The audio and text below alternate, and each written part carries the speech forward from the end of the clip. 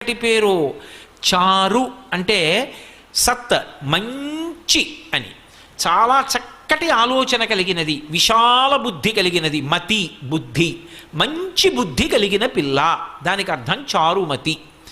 చారుమతి నిద్రపోతుంది. నిద్రపోతున్నటువంటి చారుమతి కలలోకి వచ్చింది లక్ష్మీదేవి. వచ్చి కల్పం చెప్పింది, ఇలా చెయ్యి పూజమ్మా, నా పూజ నిన్ను అనుగ్రహిస్తానమ్మా అంది.